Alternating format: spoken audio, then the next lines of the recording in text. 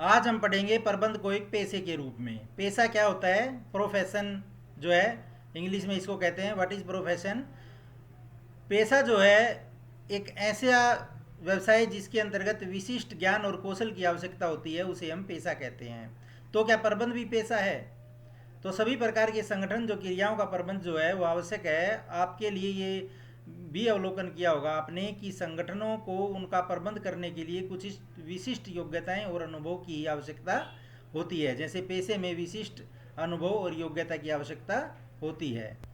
अतः इसका अर्थ ये होता है कि प्रबंध जो है वो एक पेशा है। इस प्रश्न का उत्तर जानने के लिए हमें जो है पेशे की कुछ विशेषताओं को ध्यान में रखना होगा और देखेंगे कि क्या ये प्रबंध भी इन विशेषताओं को पूरा करता है। जैसे पेशे की पहली विशेषता क्या है? भली भांति ज्ञान परिभाषित ज्ञान का समूह। सभी पेशे भली भांति परिभाषित ज्ञान के समूह पर ही आधारित होते हैं, जिसे शिक्षा से अर्जित किया जा सकता है। अवरोधित प्रवेश। पेशे में प्रवेश परीक्षा अथवा शैक्षणिक योग्यता के द्वारा सीमित होता है। उदाहरण के लिए भारत में यदि किसी ने सीए का कोर्स करना है तो उसे भारतीय चार्टर्ड अकाउंटेंट संस्थान द्वारा आयोजित की जाने वाली परीक्षा को पास करना होता है। और पेशागत परिषद होती है। सभी पेशे किसी न किसी परिषद सभा से जुड़े हुए होते हैं जो इनके प्रवेश का रेगुलेशन करते हैं, नियमन करते हैं, उनके लिए प्रमाण पत्र जारी करते हैं, उनके लिए आदर्श संहिता तैयार करते हैं, कोड ऑफ कंडक्ट, और इसे लागू करवाते हैं। जैसे भारत में वकालत करने के लिए वकीलों को बार काउंसिल का सदस्य बनना होता है और उनके कार्यों का जो है नियमन और नियंत्रण जो है करना होता है। जैसे rules and regulation way fix करते हैं। नैतिक आचार संहिता। सभी पेशे आचार संहिता से बंधे होते हैं जो उनके सदस्यों के व्यवहार को दिशा देते हैं। उदाहरण के लिए जैसे एक डॉक्टर है, वो पेशे में प्रवेश करते हैं तो अपनी नैतिकता की शपथ लेते हैं कि मैं किसी भी प्रकार का किसी के साथ कोई धोखा नहीं करूँगा। सेवा का उद्देश्य होता है पेशे में।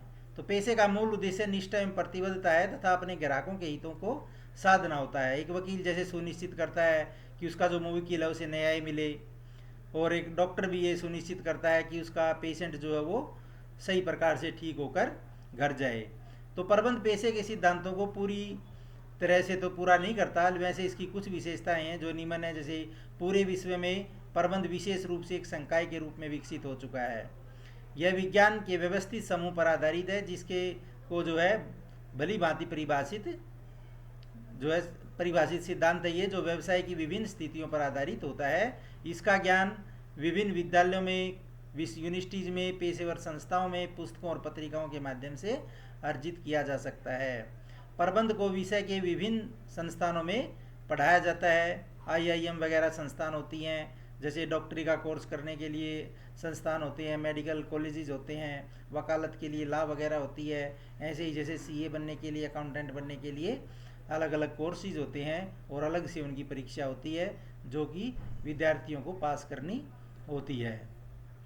किसी भी व्यावसायिक इकाई में किसी भी व्यक्ति को जो है प्रबंधक मनोनीत अथवा नियुक्त हम कर सकते हैं।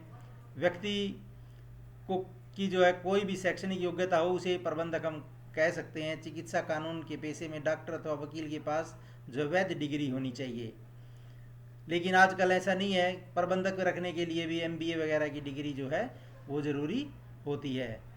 वो जो है विश्व में भी प्रबंधक के लिए कोई डिग्री विशेष कानून रूप से तो अनिवार्य नहीं है, लेकिन खासकर जो प्रोफेशनल होते हैं उन्हीं को रखा जाता है। जिन्हें पेशे का ज्ञान हो, प्रशिक्षण हो, वही उचित योग्यता जो है इसके लिए मानी जाती है। एमबीए वगैरह या डिप्लोमा वगैरह, पीजी डिप्लोमा, इस तरह की जो है डिमांड की जाती है।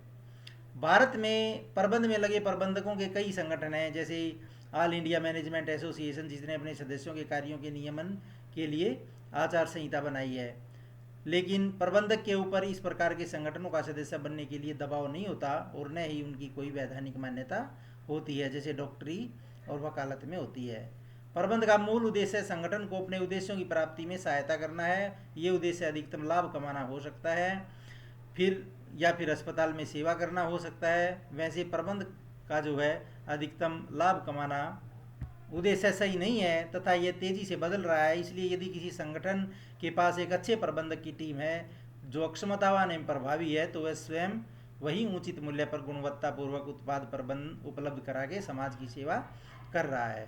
तो कुल मिलाकर हम ये कह सकते हैं कि प्रबंध के जो बहुत सारी विशेषताएं हैं वो प्रोफेशन से मिलती जुलती हैं, क्योंकि इसमें भी विशिष्ट ज्ञान और योग्यता की आवश्यकता होती है, विशिष्ट डिग्री की आवश्यकता होती है, इसकी भी आचार संहिता होती है जैसे कि, और इसके भी कोई संस्थान होता है जो इसके लिए रूल्स एंड रेगुलेशन बनाता है। तो हम ये कह सकते हैं कि प्रबंध जो है वो एक पेशा भी है।